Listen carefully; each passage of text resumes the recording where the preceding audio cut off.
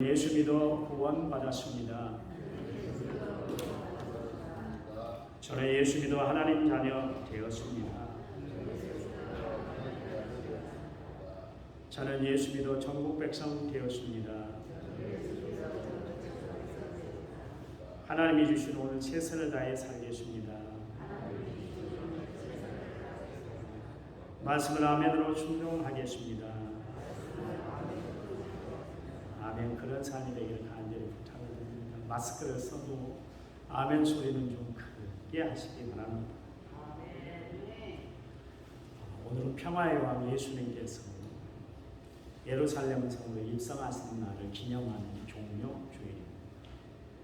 오늘부터 시작해서 한 주간을 고난주간이라고 이렇게 부르고 있어요. 고난주간에는 주님의 고난에 동참하는 마음으로 가급적 말을 좀 삼가하시고 불필요한 말, 남을 험담하고 남을 깎아내리는 마음을 좀 하지 않고 오히려 침묵하며 지내는 시간으로 여러분 지내시기 바랍니다. 그리고 할 수만 있다면 여러분 한 끼씩 금식하시기 바랍니다. 한 끼 금식해서 헌금 좀 하세요. 그래서 어려운 이웃을 보고 그런 일들에 여러분 동참을 해주시면 고맙겠습니다. 올해 교단에서 사순절 기간, 그 기간 동안 탄소 금식을 하라 그렇게 이야기를 했습니다. 탄소 금식이에요. 탄소 대면 예배 드리기도 힘들고 성도 간에 만나기도 힘들고 그러니까 교단에서 그렇게 정책을 썼는데 탄소 금식하는 기간이다 그렇게 이야기를 하고 있습니다. 여러분 주님의 고난에 동참하는 마음으로 고난주간을 경건하게 지내시기 바랍니다. 사실 사순절하고 고난주간은 하나님을 믿는 예수를 믿는 성도들에게 있어서 가장 고통스러운 시간이에요. 왜냐하면 절제해야 하는 것들이 많기 때문에 그렇죠. 그래서 여러 가지로 불편한 점이 참 많아요.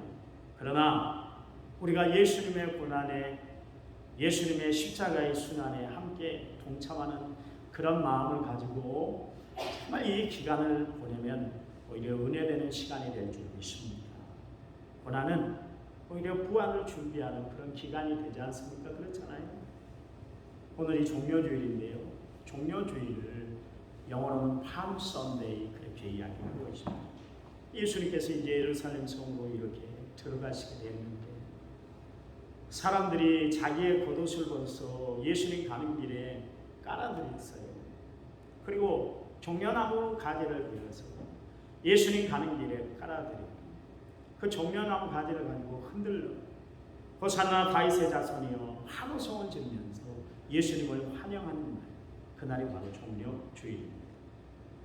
호산나라는 것은 무슨 뜻인가? 히브리어로 호시안나 이 단어를 헬라어로 표현해서 호산나라고 했는데요. 그 뜻은 뭐냐면 이제 우리를 구원하소서 아무쪼록 구원해 주시기 원합니다. 그런 뜻이 있습니다.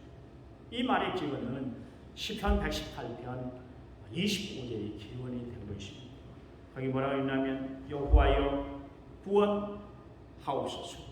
이제 구하옵나니 이제 구원하소서. 그런 뜻입니다. 길가에 있는 사람들이 예수님이 자기들을 구원해 주실 줄 알고 종려나무 가지를 흔들면서 호산나 호산나 외쳤어요. 이스라엘 백성들이 대대적으로 지키는 절기가 있는데 그게 바로 유월절입니다. 이스라엘 백성들이 애굽의 종살이 여러분 430년 동안 종살이를 했잖아요. 그 노역에서 시달리니까 너무너무 힘들어하는 거예요. 그래서 하나님이 그들의 신음소리를 들으시고 모세라는 지도자를 세워서 이스라엘 백성들을 해방시켜 주게 되십니다. 그게 바로 출애굽의 역사입니다. 그런데 이스라엘 지도자 모세가 바로 왕궁에 가서 우리 백성을 좀 풀어주거라, 놓아주거라, 해방시켜주거라. 이게 하나님의 말씀이다. 그렇게 이야기를 하니까 바로가 말을 듣지를 않는 거예요. 그래서 하나님이 애굽 땅에 재앙을 내리기 시작하셨잖아요. 그게 피, 개구리, 이, 파리, 온역, 종기, 우박, 황충, 메뚜기죠. 그리고 흑암 재앙을 이 9가지 재앙을 내리셨어요. 그래도 말을 듣지 않으니까 하나님이 마지막 10번째 재앙으로 장자를 죽이는 재앙을 하나님이 내리셨어요. 그런데 하나님의 말씀에 순종해서 양의 피를 문인방 문설주에 바른 이스라엘 사람들에게는 죽음의 사자가 건너뛰었다, 유월하였다. 그래서 유월절이다 그렇게 부르고 있습니다. 여러분, 각 가정에 교회 교패를 붙이고 있지 않습니까? 그 교패를 붙이는 것은 뭐냐면 유월절을 기념하면서 표시하는 거예요. 그러니까 교패가 딱 붙어 있다는 의미는 이 집은 예수 믿는 사람의 집입니다. 예수의 피로 구원받은 하나님의 사람들의 집입니다. 남한 성결교회에 출석하는 성도가 있는 집입니다. 그런 뜻이 거기 담겨 있는 거예요. 여러분, 교회는 6월절에 이스라엘 사람들이 자기 집 문설주에 피를 발랐다는 것을 생각하면서 교패를 붙이기 시작했습니다. 해마다 6월절이 되면 많은 사람들이 예루살렘으로 하나님 앞에 제사드리기 위해서 모이기 시작을 했어요. 그때 예수님이 스가랴서 9장 9절 말씀에 예언된 그 말씀대로 나귀를 타고 예루살렘을 향해서 들어가셨어요. 예수님의 그 길은 며칠 후에는 정말 십자가에 못 박혀 죽어야 하는 죽음의 길이었습니다. 그런데도 사람들은 예수님이 우리를 위해서 큰 일을 할 거야. 그런 기대를 가지고 예수님을 뒤따르면서 호산나 호산나 그렇게 외쳤습니다. 그때 예수님이 예루살렘 성을 입성하는데 이름도 없이 빛도 없이 주님의 길을, 예수님의 길을 예비한 사람들이 성경에 소개되고 있습니다.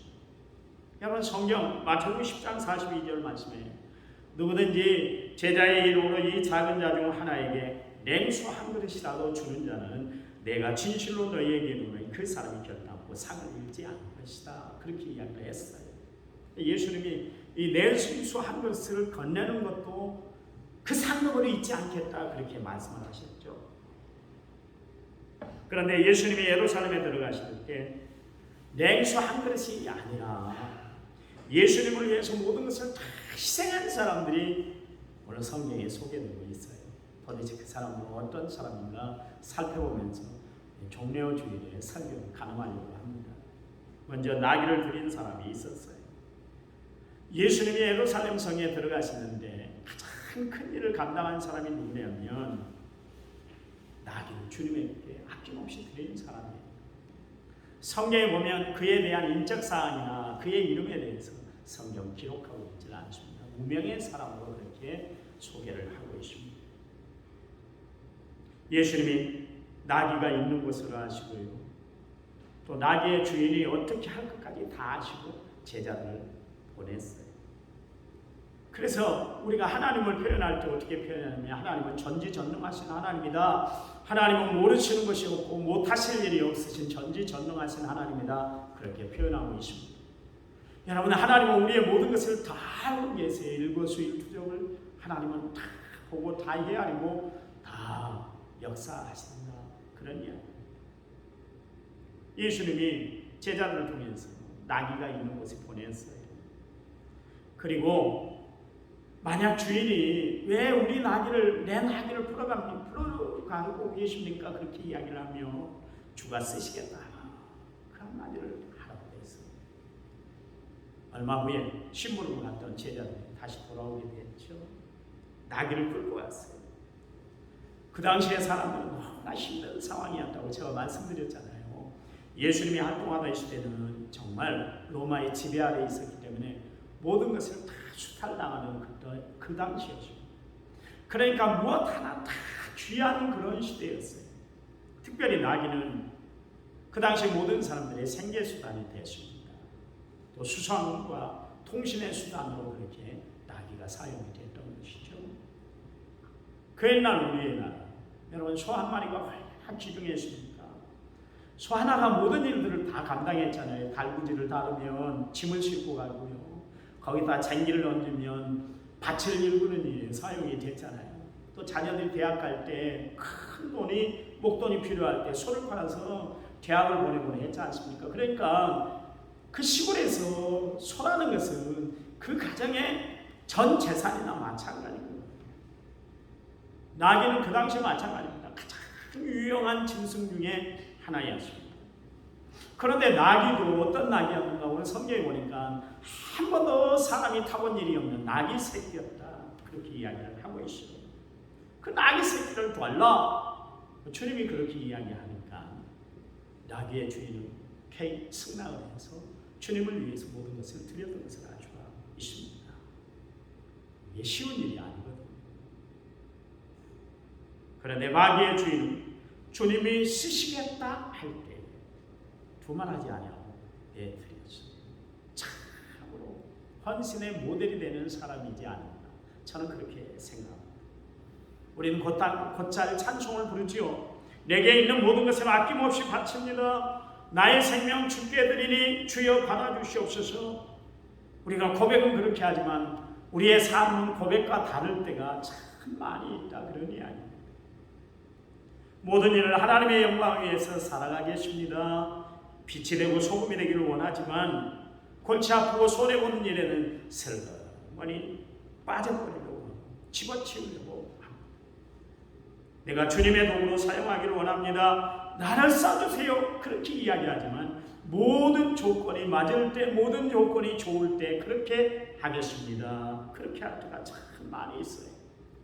사실 우리 모두는 나름대로의 나귀 같은 것을 소유하고 있습니다.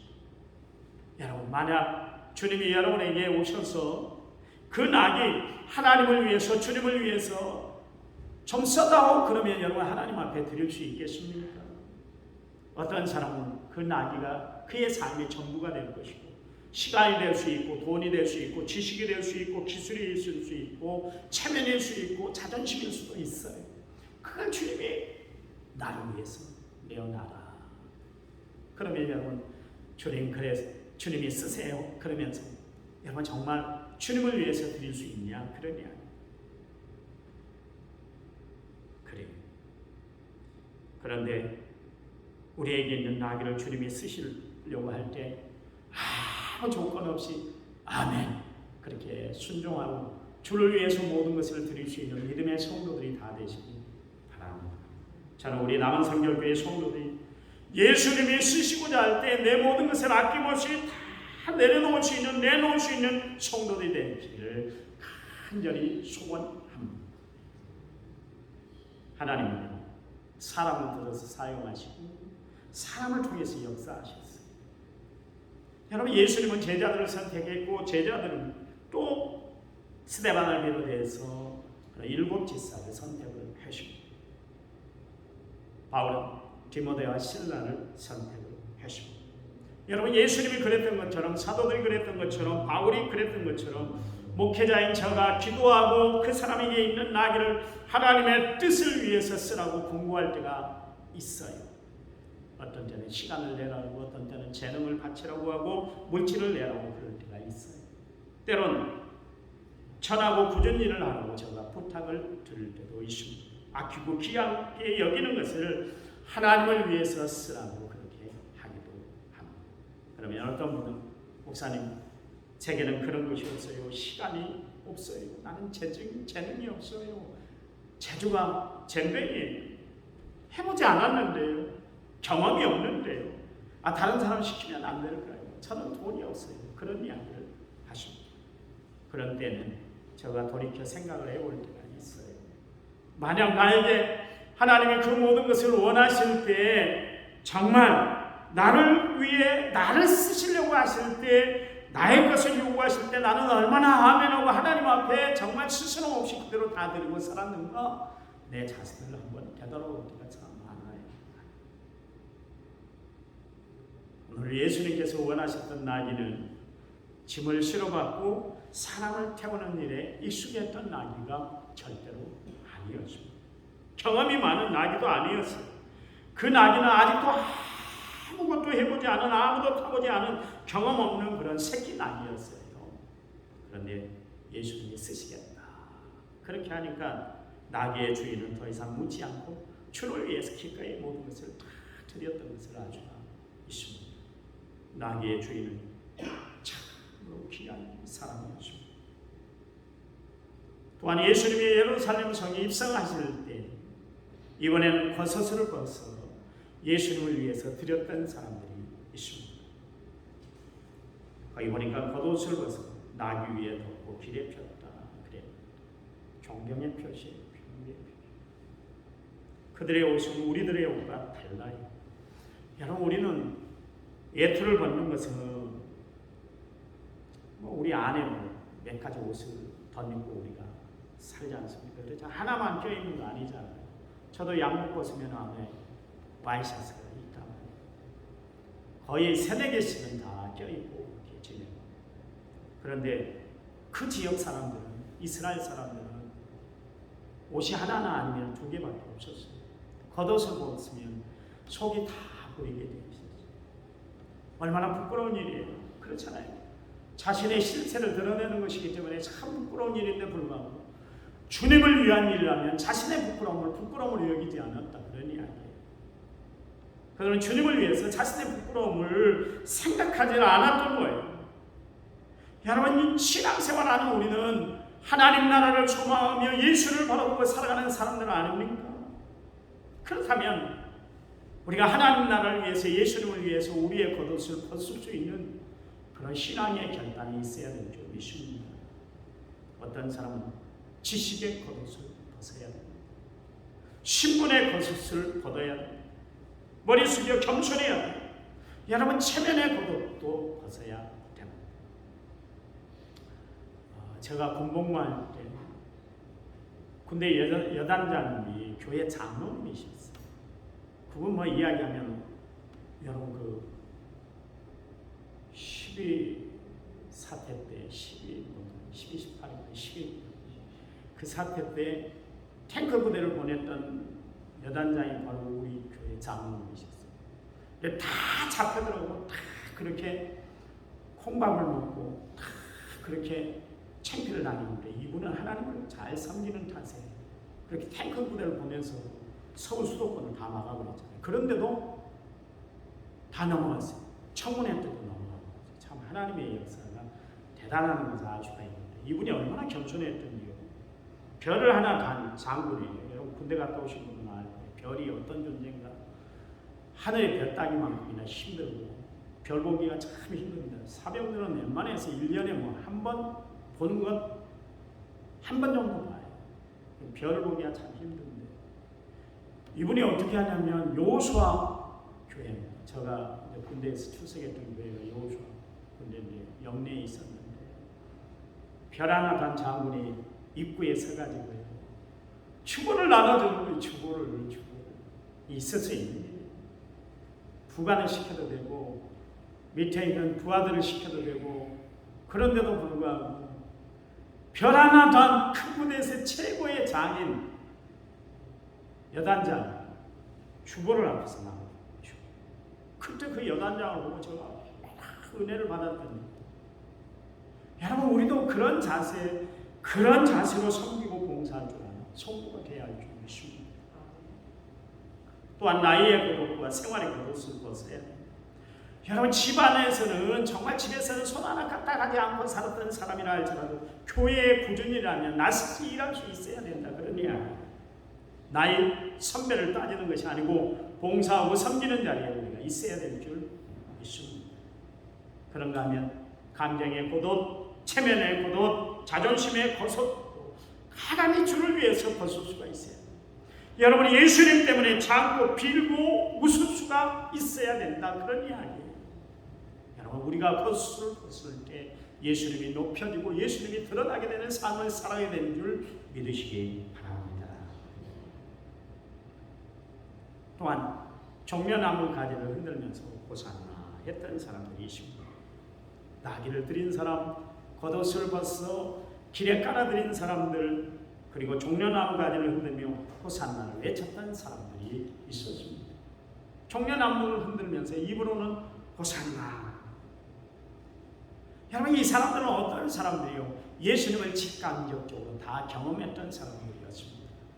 그리고 예수님이 물로 포도주를 만드는 사건, 또 오병이의 기적을 베풀었을 때 그 현장에 있었던 사람들, 문둥병자와 중풍병자를 고쳤다, 귀신이 내어 쫓긴 것을 직접 보았든지 아니면 소문을 통해서 들었던 사람들이 그날 예수님을 만나기 위해서 이 예루살렘 성 그 거리에 그들이 운집해 있었어요.